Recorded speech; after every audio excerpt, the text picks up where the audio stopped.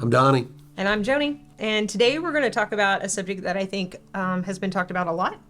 And that is this idea of comparison. I do think that we have developed what, I don't know, maybe a little tongue in cheek, but the idea of obsessive comparison disorders, right? That we have found ourselves in. It's interesting sometimes when I'm sitting here with you doing these videos, it's easy for me to compare myself to you because I'll say, well, boy, she's so much smarter than me. She's got so much more experience than me.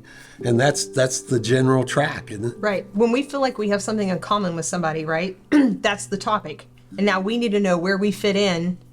But when it's you, I really like Joni. Right. So I feel good about it. I'm saying, yeah, that's right. Go, Joni. Good job. Yep. But boy, if it's somebody that I don't like, man, it really starts getting on my nerves quickly. Yeah, like. And then I start feeling less than or like you think I'm less than. Absolutely. So I'm sure we're both talking about any social media platform, right? That if you're scrolling through and it is somebody that you feel like you accept them and they accept you, when they put a selfie on, right? Or they go on vacation, or here's a meal I made, right?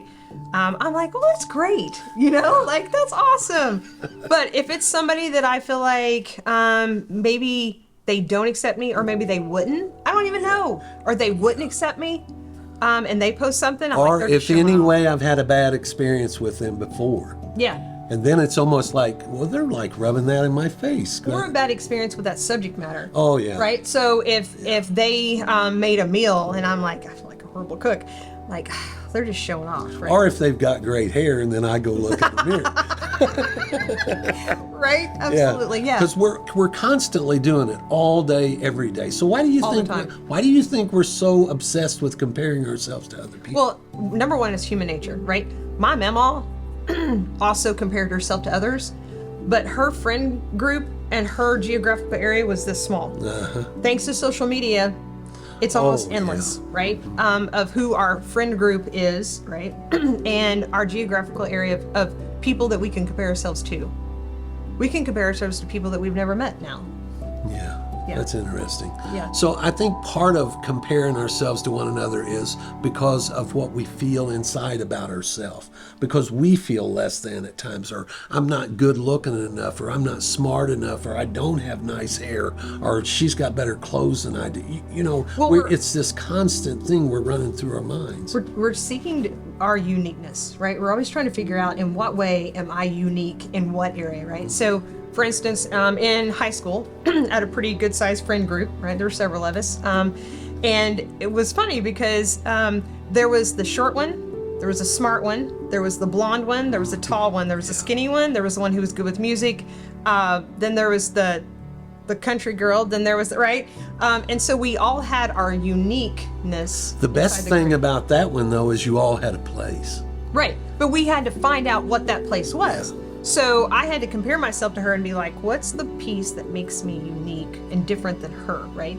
But because I accepted them and they accepted me, the way that we compared ourselves wasn't, I wasn't degrading them and I wasn't allowing it to degrade me, right? I think it's really different with men and women too. I think with men, a lot of it is tied to their masculinity and their power and their strength and how they carry themselves. And with women, it is body shaming themselves. Oh, yeah. Like, boy, if I could just get rid of this weight, or if I could do this, or if my forehead wasn't so big, or right. The list is endless. Right. And so I believe it's different with men and women. And I think it's also the criteria that we use to determine, right, that worth, right? We've been spoon-fed what the criteria is for this is good, this is bad, right? This is a good house, good hair, bad hair, right? And I think if we understand that what we've turned this into is the gospel according to Facebook, instead of going to the Gospels, right, and learning what the actual criteria should be. What's the best way to manage that when it begins to happen in your life and you begin to recognize it? What's the best way to manage it? The easiest one would be is to take that sucker off your phone. Get rid of them. It's funny. It's the one thing to be like, why do I keep falling in this hole? Right. Yeah. Well, go around it. Right.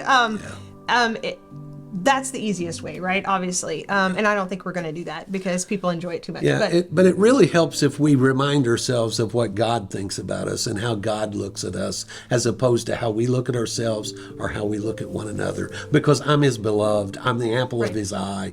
You know, if he had a refrigerator, my picture would be on it. Well, and understanding that gratitude is one of the biggest weapons we have against this idea of comparison. Sure. When I look at what I do have and I look at what I've been graced, it's really hard to sit and think about what I don't have. Yeah. Yeah.